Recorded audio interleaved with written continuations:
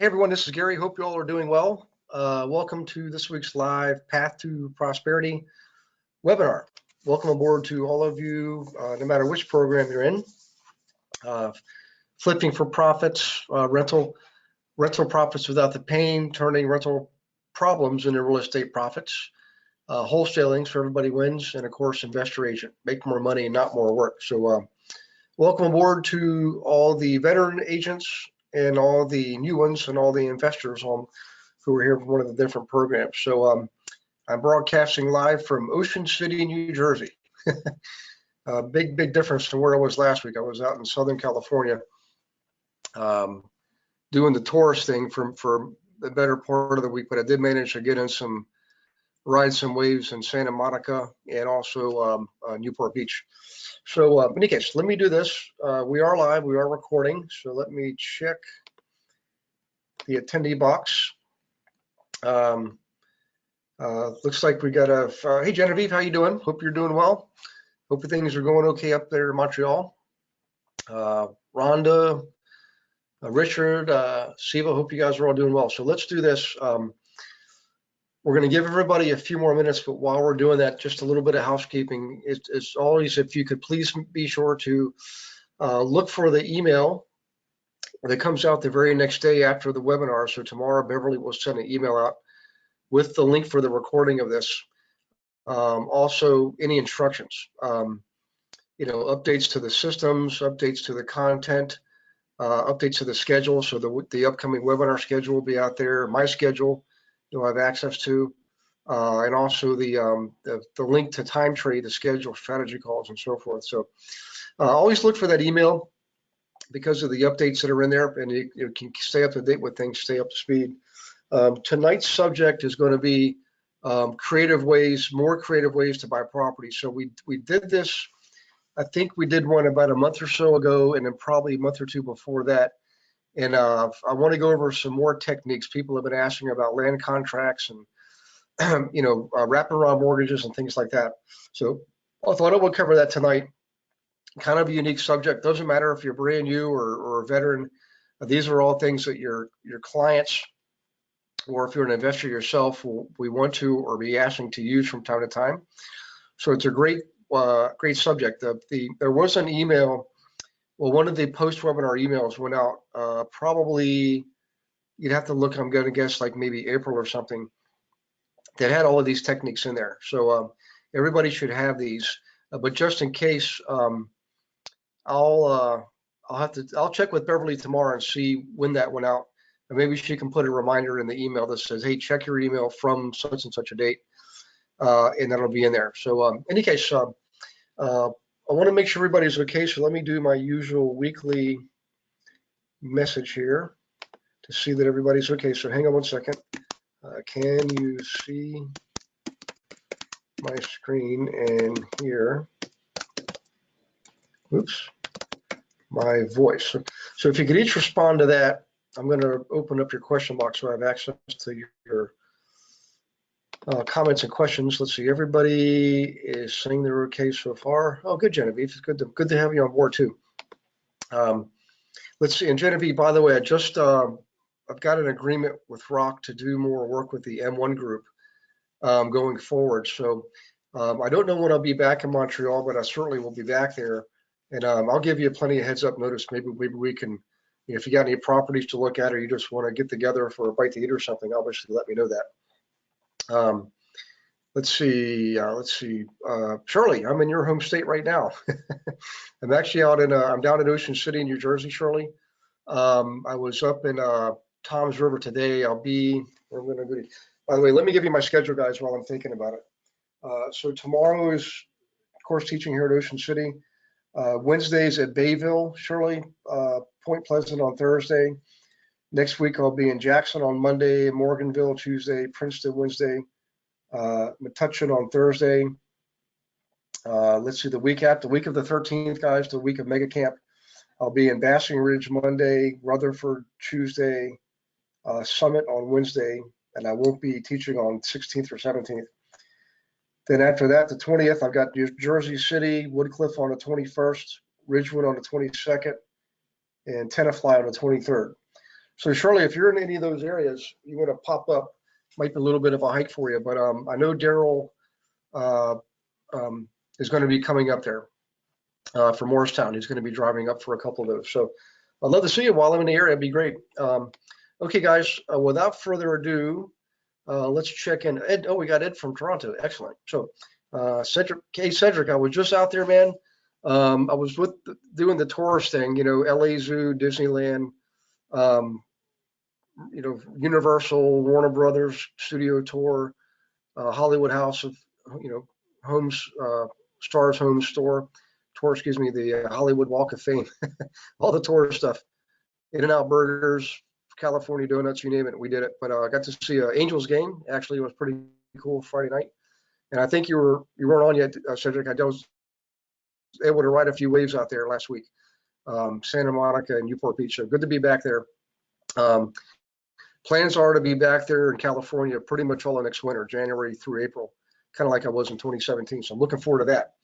Okay, guys, let's go ahead and jump in here and see where we are. Let me just double check the attendee list again one more time. Okay, I think we're okay. Let's go ahead and get started.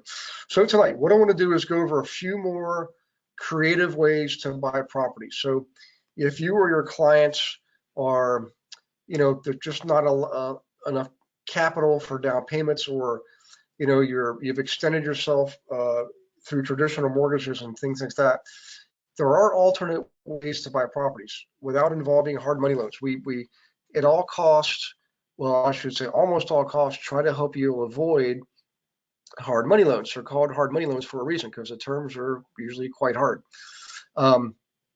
Usually very expensive, not just to get the loan in the way of points and fees, but also the interest rate themselves in the term. Terms are pretty tough. So private lenders, they're not all hard money lenders. Private lenders in general, sometimes you can get pretty good deals with them.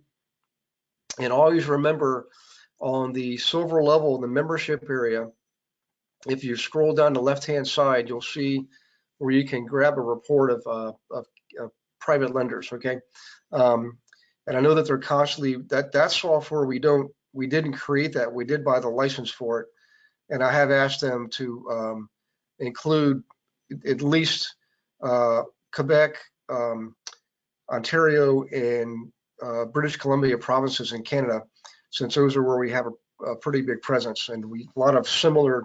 I know, like in Toronto, Ed, there's one of the Mississauga market centers. I don't think it's yours. I think it's the other one. It just got launched last year.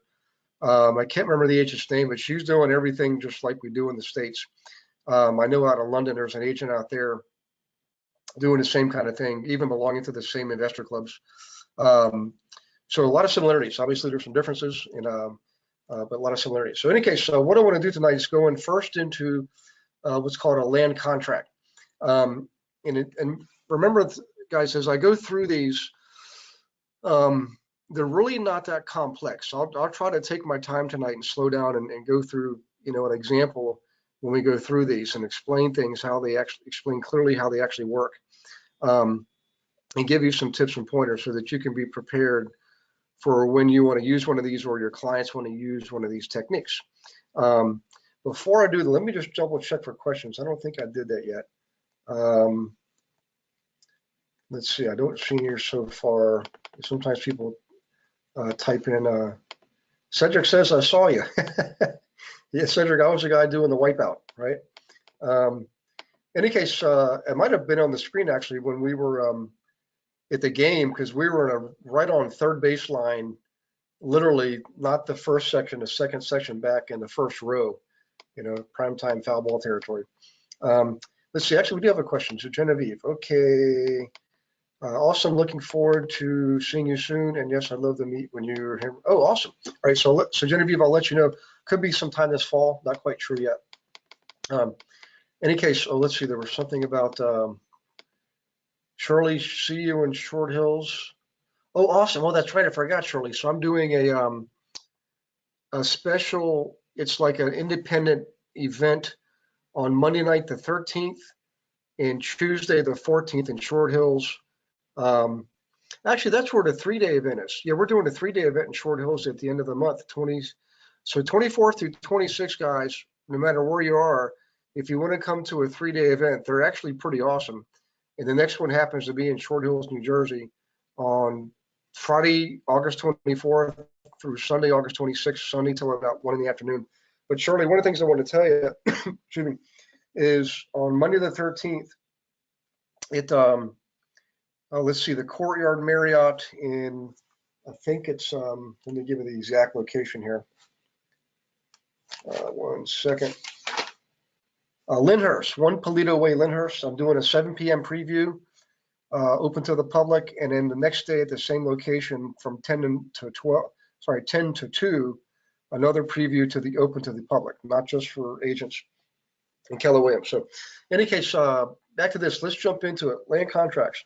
It's sort of a form of seller financing, and what I mean by that is, in a land contract, the buyer doesn't actually take title until a certain period of time and certain actions have occurred.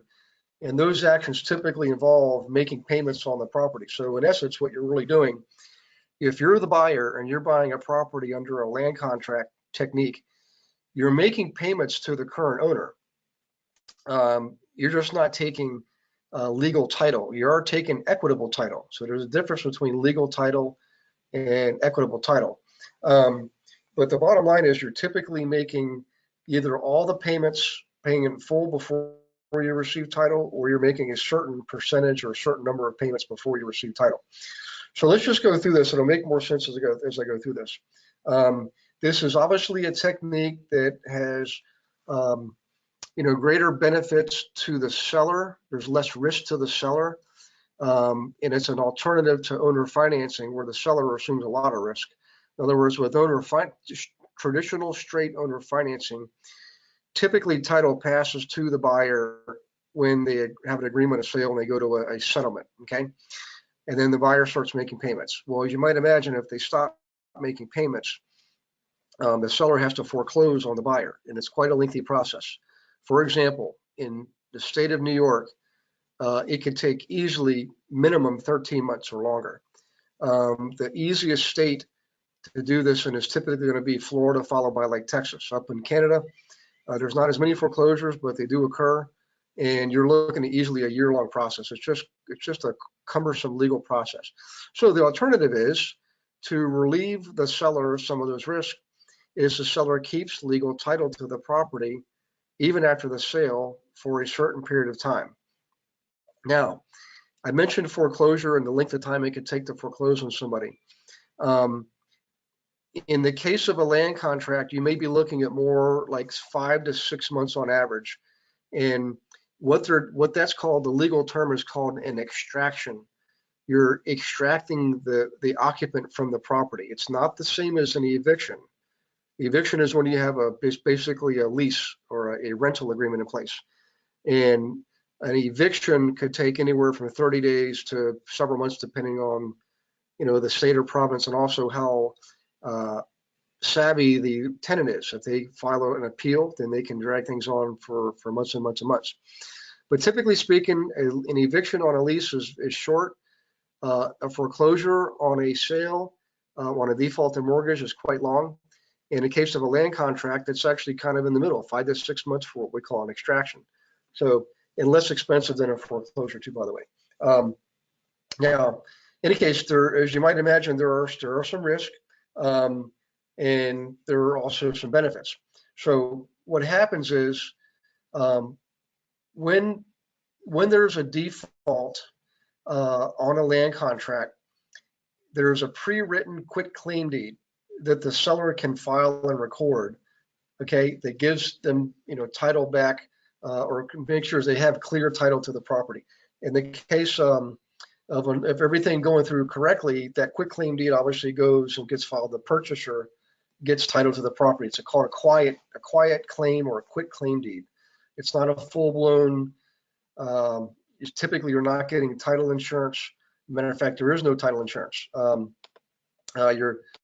You're assuming any and all title defects when you buy a property like this. Now, obviously, you want to do a title report to verify or be certain that there are no title defects at the time you buy the property. So in any case, what happens is with a quitclaim deed, the person who's giving the quitclaim deed to the other person is giving up the legal right to the property. So in any case, a couple of things here. Why would we do a quitclaim deed? And I keep editing this section over and over again. This is part of the new book we'll be publishing probably by the end of the year. You can structure payments in a number of different ways. You can have payments be interest only. You can make sure the buyer is, and you should make sure the buyer is responsible for paying everything. It's like a triple net lease. So the buyer's going to, just like if they were actually taking legal title, legal ownership, will be responsible for everything, including taxes, insurance, everything that the homeowner would normally pay, and of course, including maintenance and repairs, okay? So whatever payment is agreed upon should be enough at a minimum to cover all of those costs, okay? Because the reality is, when you don't convey legal title in a quitclaim deed, and there's an existing mortgage on the property, that existing mortgage has to keep being paid. So what happens is the buyer gives money to the seller, and the seller uses a portion of that to keep paying their existing mortgage until such time that the buyer does actually take legal title. Now, in case you're wondering, most mortgages do have what's called a due on sale clause, but the only way to find that out is if a new deed is actually recorded. I'm not saying you should break any rules with this. Not what I'm advocating at all. It's just that typically, they're looking for deeds being recorded to determine if ownership change on a property. As the bank, if they have an existing mortgage owner, and that bank has what's called a due on sale clause, then that bank has the right to enforce the due on sale clause. It doesn't mean they will, they just have the right to. And by the way, what that means is they could say, let's say I was owner of a property and I was selling it to Genevieve on a land contract. Genevieve would get equitable title. She's gaining equity in the property. She's making payments to me. I continue to make payments on my existing mortgage on the property. And let's say the bank, for whatever reason, finds out that Genevieve we do have a land contract between us. The bank finds out, they could require me to pay off the existing mortgage. It's called a due on sale clause. Which means I gotta hunt as the seller. Okay, so that's one of the risks, one of the many risks. So in any case, bottom line is typically the seller would obviously want more than enough money to cover costs, cover expenses, and put a little money in their pocket. And then later on, when the buyer has made an agreed upon number of payments or paid an agreed upon dollar into the property, then they can get and should get the legal title to the property. And you do that through a quitclaim deed. So in any case, so hopefully I explained that correctly enough for you, or successfully enough for you to understand.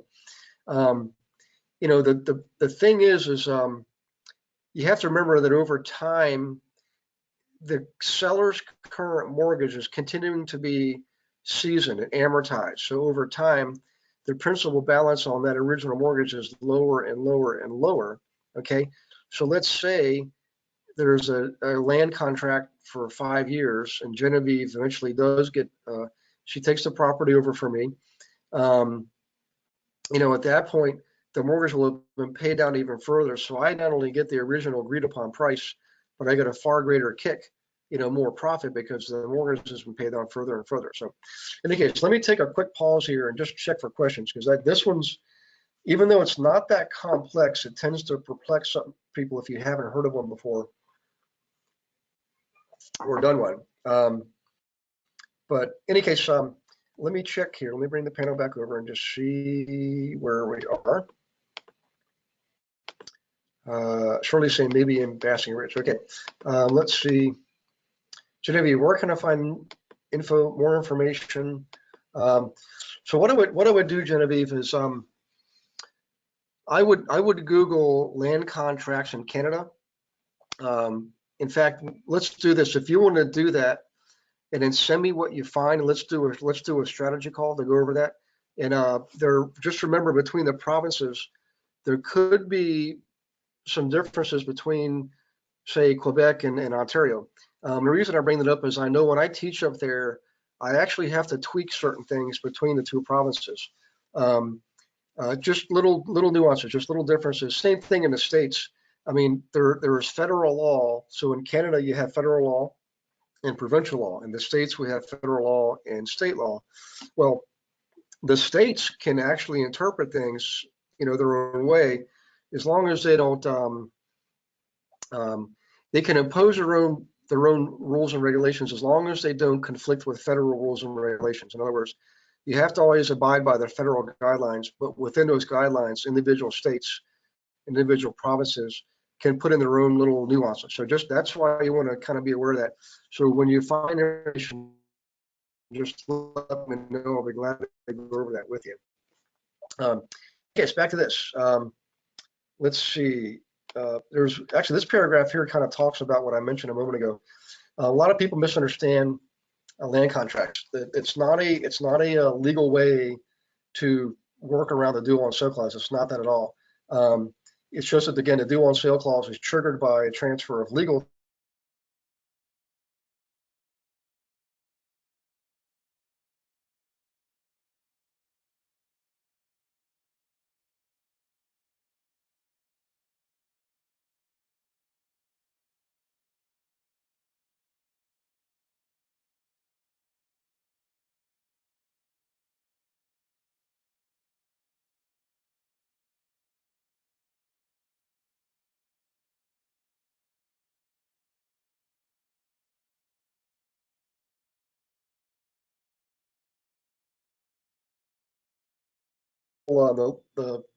the deed gets recorded. So in any case, let me go back here. Let's look at an example. This is probably the best way to explain this, all right?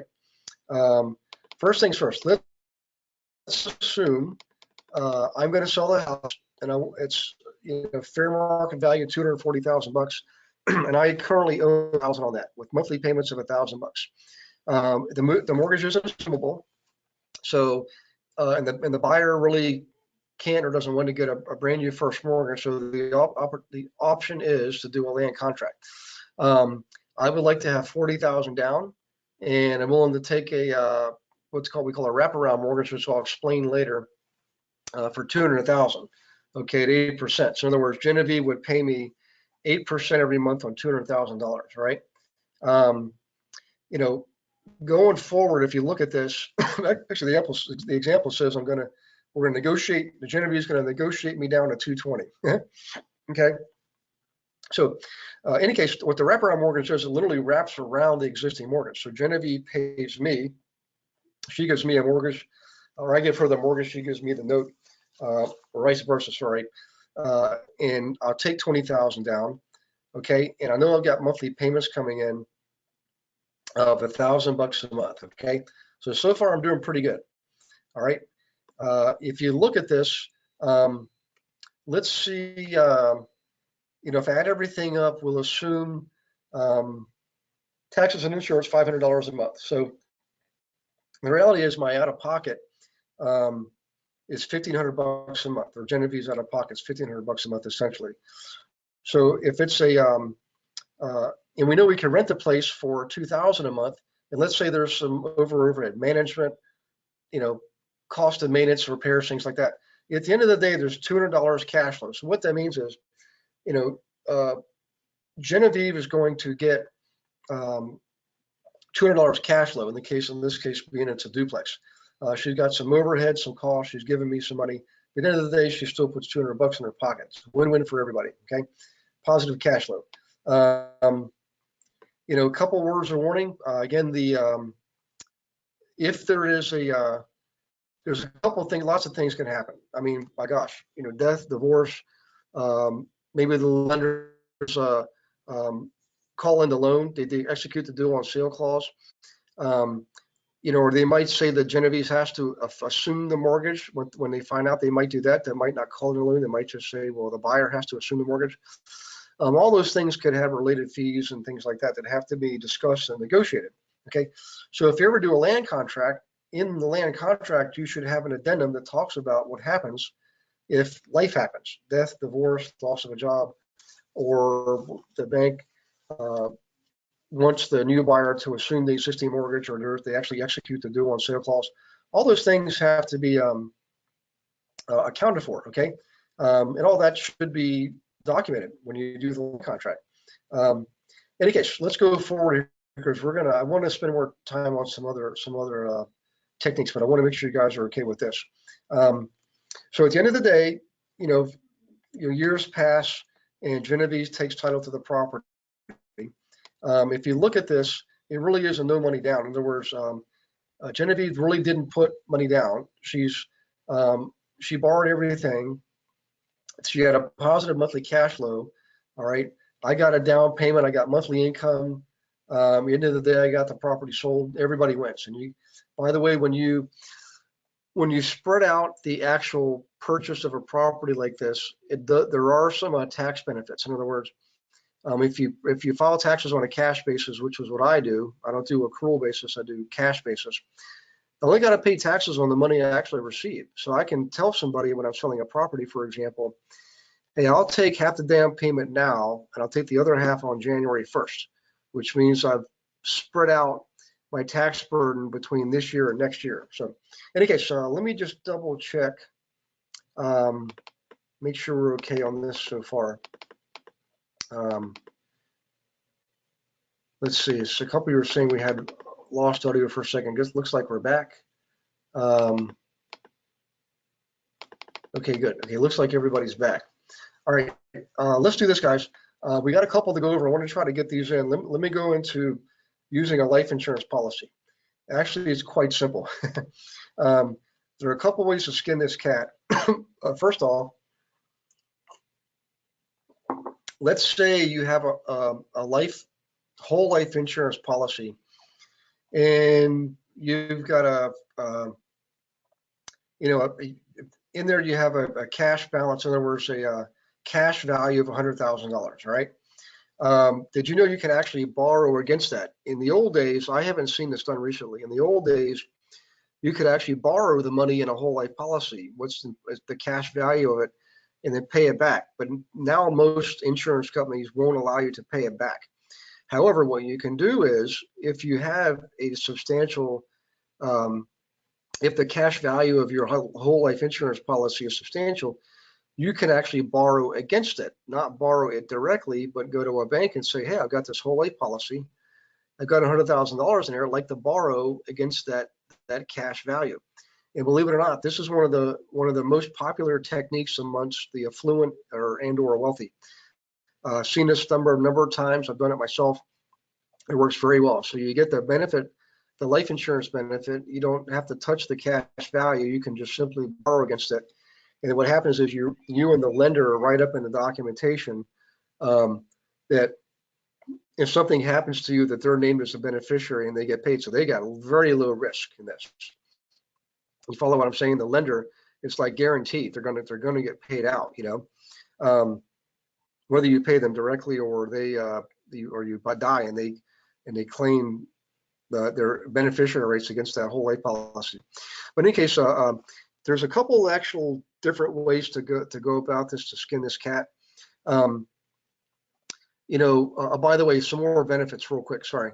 The reason why a lot of very affluent people have whole life policies is for a number of reasons. Number one is it is a great way to leverage and invest the cash value of the policy like we just described.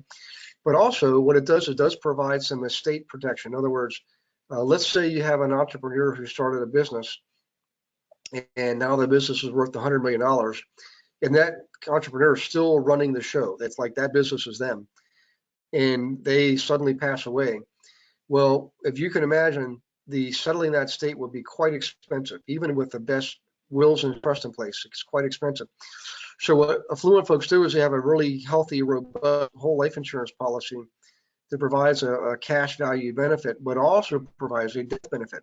And they use the death benefit to pay all the legal costs of their passing away, everything from A to Z. And if they also if the value of the business, again, let's say they're an entrepreneur that own their own business, let's say the value of the business drops dramatically because the principal has since passed away, the whole life policy will still give the heirs some degree of a transfer of wealth, you know. So in any case, lots of reasons why affluent people have whole life policies. Most people only have term life policies. Okay, which leads me to something else. Another way you can do this is, let's say you don't have a whole life policy, but someone you know does, like a family member.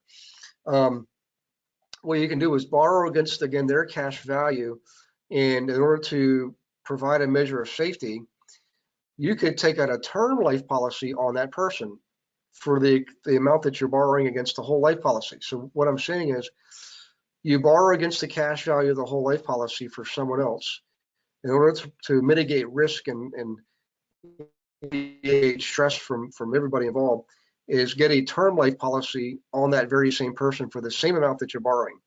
Okay, so that person, something does happen, everybody's protected. The heirs are protected. Their beneficiaries are protected.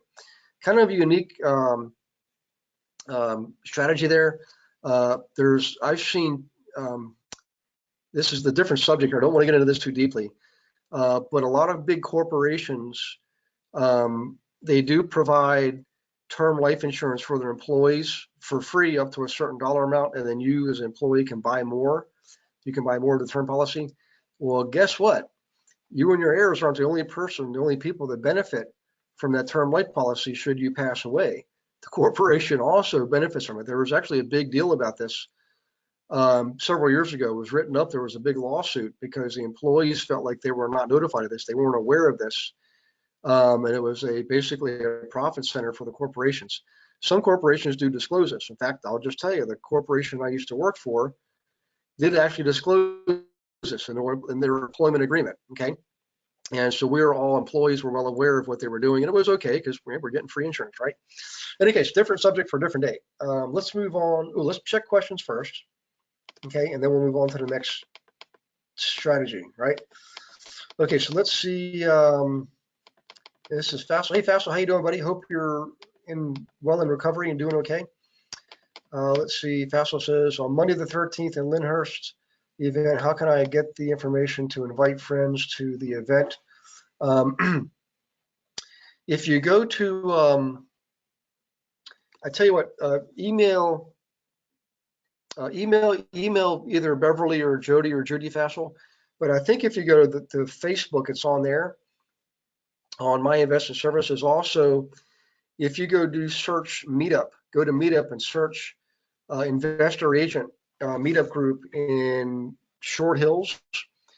You'll see the events posted on there. So join up that Meetup group. Join that Meetup group, and you're going to want to do that anyways, obviously. But on there, the events are posted there, and you can invite your friends to that. Okay. And thanks for doing that, by the way, too. If I get to see any of you guys there, man, that would be really awesome. It's been about 2 years, I think, since I was in New Jersey. I'm sorry, I was in 3 market centers and 4 market centers last fall.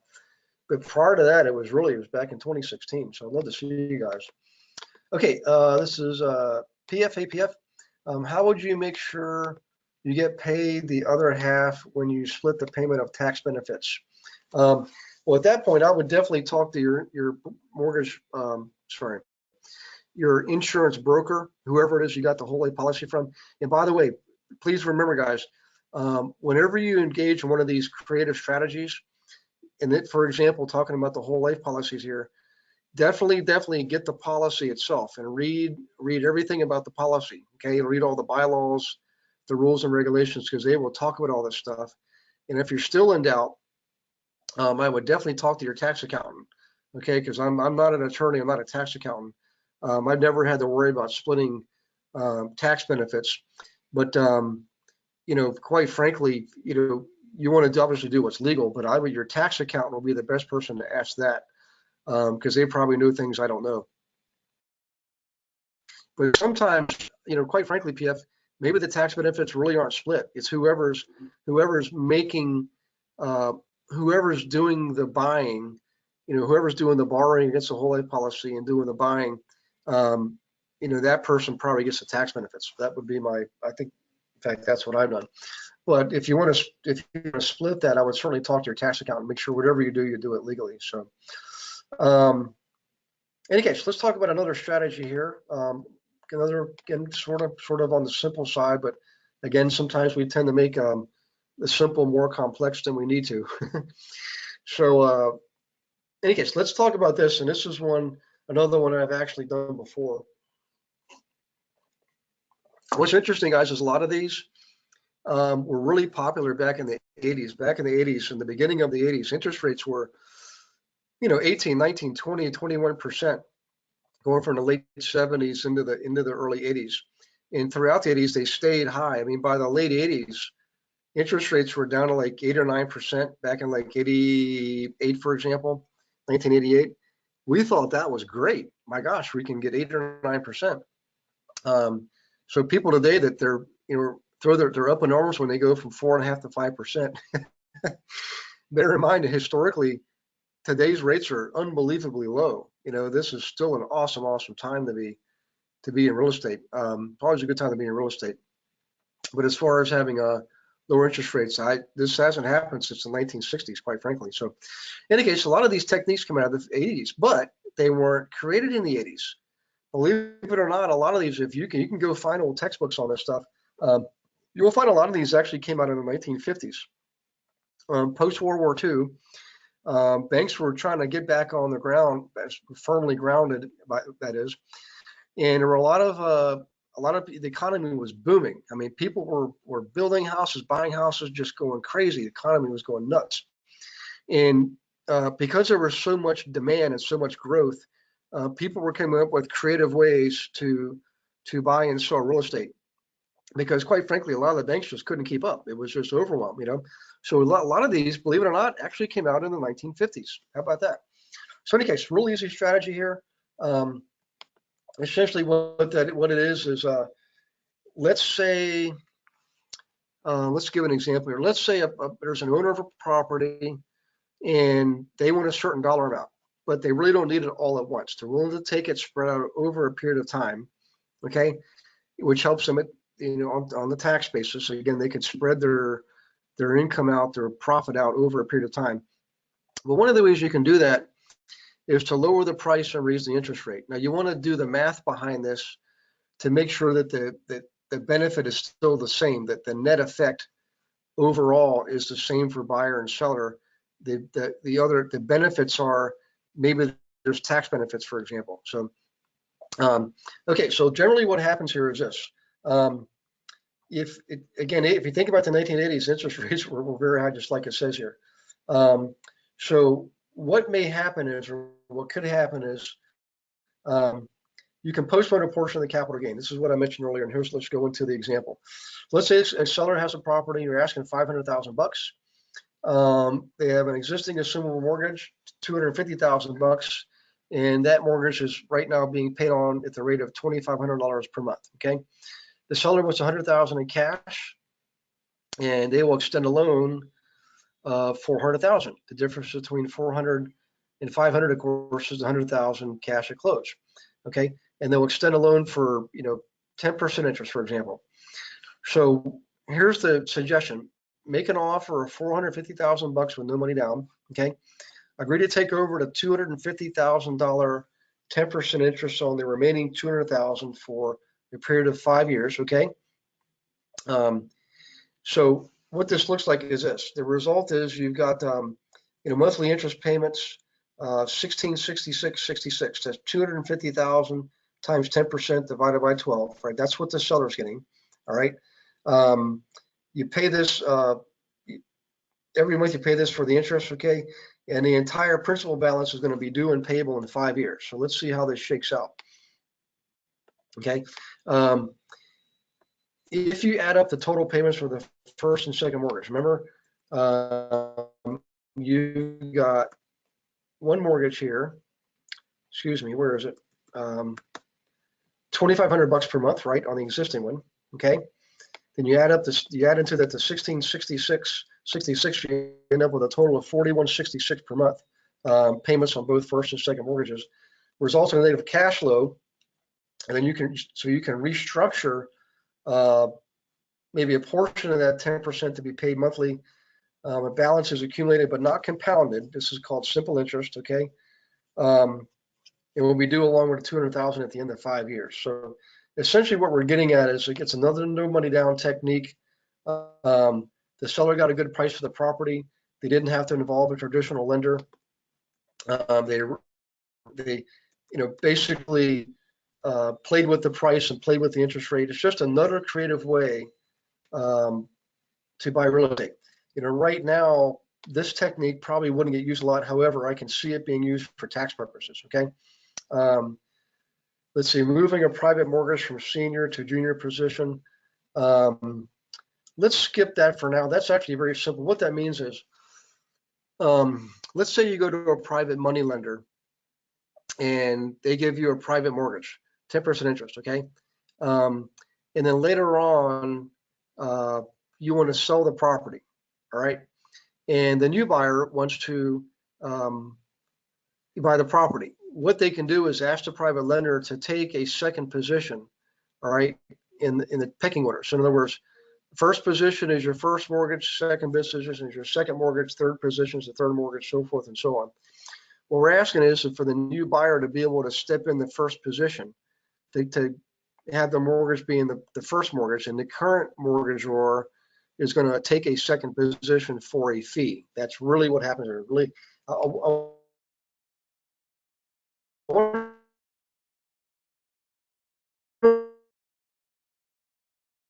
move on to other ones, guys. If we have time, we'll go back to this. It's just not down the road here. So let's see. Actually, I think we have some questions here. Hang on one second.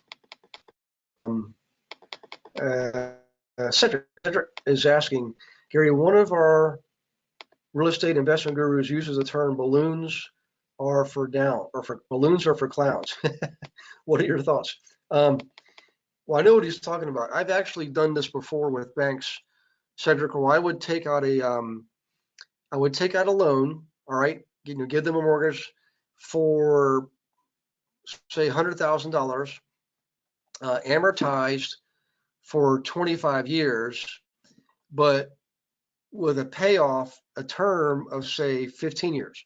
What that means is in 15 years, the mortgage is due, but yet I've been amortizing it for 25 years, which means I'm going to have a balance left at the end of 15 years. I've amortized it as if I was going to pay it off in 25 years. But what happens is all they do is they restructure the mortgage. They basically just reissue it. All right, the remaining balance, principal balance, gets reissued for another term, another interest rate, so forth and so on. So what your friend is talking about, the guru, is what that means is, hang on. Oh, excuse me, guys. The amortization starts all over again.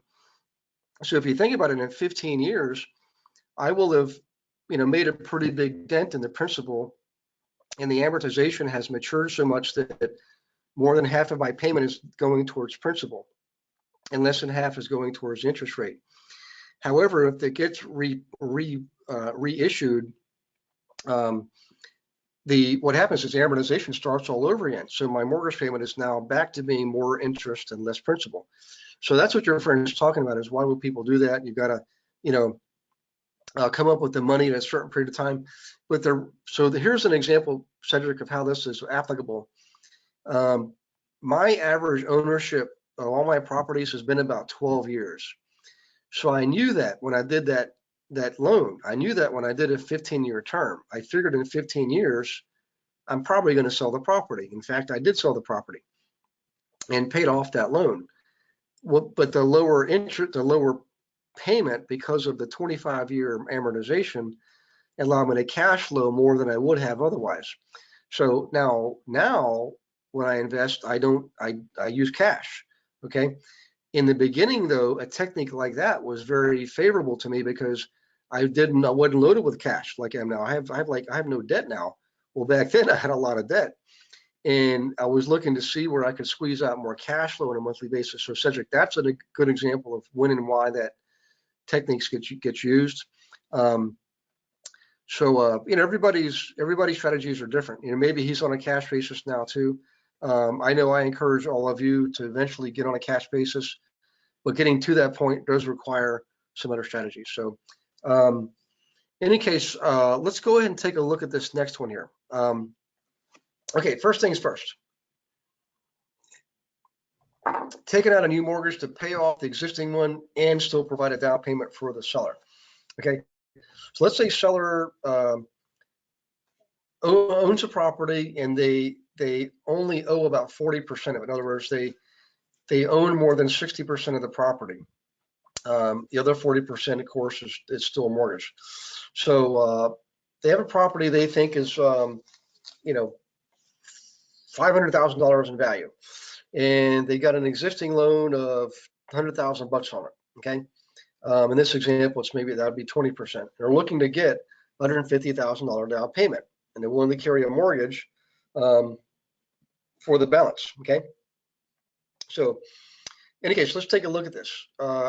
If they were willing to carry financing for $250,000, in other words, that's $500,000 less the $100,000 cash that they want down payment, or the loan that they already have, excuse me, and the $150,000 that they want. So that's $100,000 to pay off their existing mortgage, and $150,000 down payment. That's $250,000, right?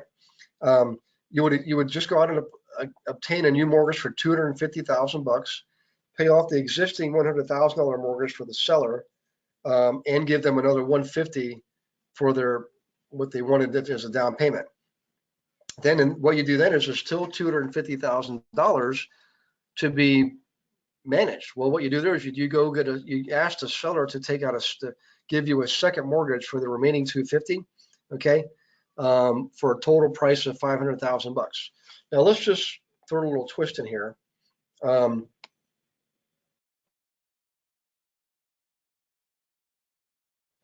Let's say the seller doesn't really like this offer. Obtain a new loan for $350,000, giving the seller $100,000 to pay off their existing mortgage. They get a larger down payment, you know, a total of $250,000 now, right? $350,000 minus $100,000 leaves $250,000. Ultimately, they still get their asking price for the property, and the buyer has a no money down deal. You know, not all banks are going to want to do this. You know, but it's always worth pursuing and looking into all these alternatives, because quite frankly, if you just stick with the status quo, you're going to get status quo. But if you actually force yourself to think creatively, you can come up with these using these strategies to be able to come up with some more investment properties for you and your investors, right? In any case, let's go ahead and move on to the next rental participation strategy. What this means is, let's say you're buying a rental property. What you can do is you can be creative and allow the seller to participate in future rent increases that you, the new owner, are going to be imposing on the renters, right? So, in any case, let's just go into an example. The basic principle is this: so you're going to buy creatively, all right? Maybe you don't have all the money to give to the seller. They're okay with some owner financing, things like that. You can offer as part of their compensation to give them a portion of rents over and above a certain amount. So let's just look at the example.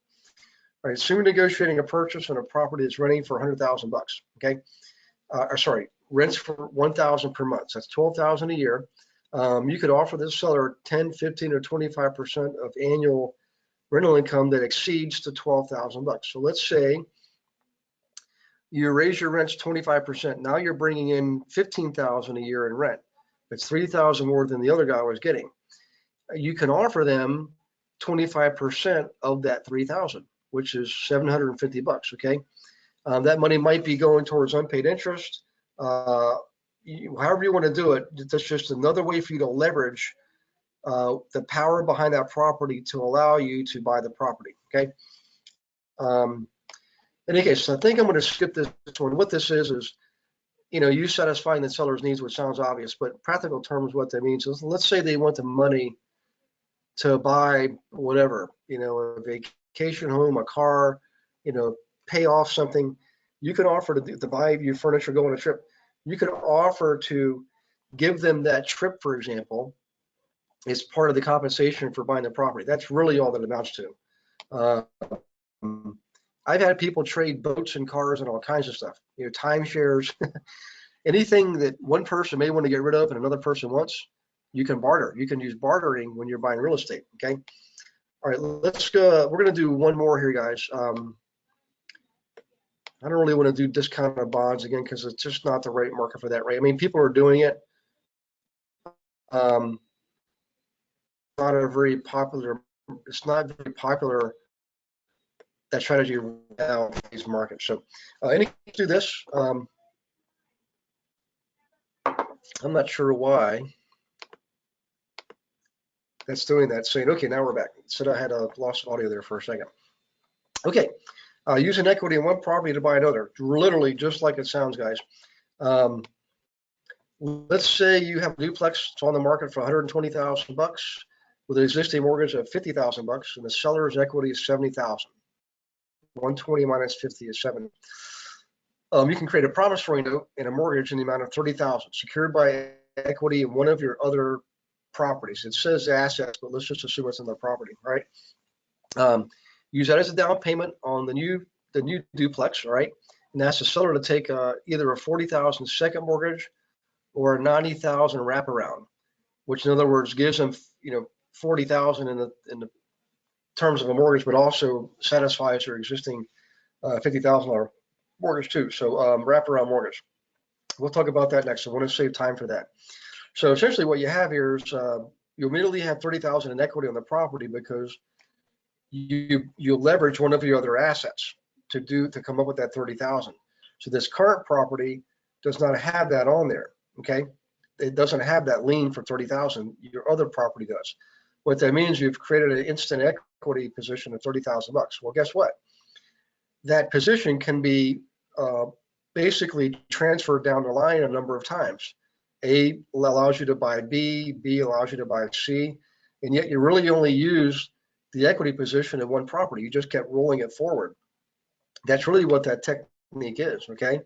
So in other words, instead of you thinking, well, I understand the principle of borrowing against the equity in one property to buy the property, what I'm getting is the mortgage gets transferred after a period of time to the new property. Then you can reuse the equity in the original property to buy another property. Or you simply use the equity in your property, property B, to then for property C. So let's say you have 3 properties. Instead of you being able to buy 3 more properties on a one-to-one basis, property A, property B, property C, each allows you to buy another property, D, E, F. What I'm saying here is property A can be a loan separately leveraged. That equity in there can be leveraged to buy the property B. Then you assign that mortgage down the line to the next property. Then you borrow against that equity to get the next property, C, D, E, F, G, all down the line. That's what that strategy is. A lot of people haven't heard of that, and it's actually a pretty good technique. Okay, let's wrap up the night with this example here, wraparound mortgage. I started with the land transfer, land contract. I'm going to wrap things up with a wraparound mortgage because it's kind of a neat concept. And it's similar to like a land contract. Sometimes they're worked in conjunction with each other. So wraparound mortgage literally means, let's say Cedric has a property he's selling and I want to buy it from him. I can give him a mortgage for an amount equal to what he wants that is also greater than his current mortgage. And what happens is I make payments to him because I just gave him a mortgage. I'm paying him payments. He's taking a portion of those proceeds and paying his existing mortgage. You do that for a period of time, just like in a land contract. So let's take a look at this. So Cedric has a house, fair market value, $250,000. He's got an existing mortgage. It's assumable for 150 grand at 8% interest with payments of $1,270 per month. So the seller's equity, of course, Cedric's equity is $100,000, 250 minus 150. Classic no money down technique is you just buy the property, call your buyer, assume the first mortgage of 150, and seller gives you a mortgage, or you get the seller a mortgage for the remaining $100,000. Real straightforward, simple deal. And if it's say 10% simple interest, that's $1,000 per month. Okay. So purchaser's total payment would be $22.70 per month, right? The $12.70 that these has to be paid on the existing mortgage, and $1,000 on this new mortgage, right?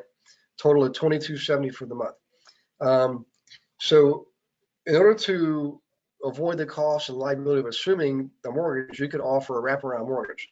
So literally, you give the seller a mortgage for $250, you pay them $22.25 a month. Okay. In this case, Cedric, he turns around and pays his current mortgage at $12.70 a month. All right. So he's got positive cash flow. And a certain period of time expires or lapses, you then transfer legal title to the property between Cedric and the buyer. So let's just look at this, right?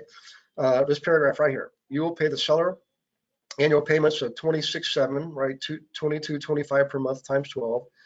Seller pays the annual payments of $14.7, which is their $12.25 times 12 on the first mortgage.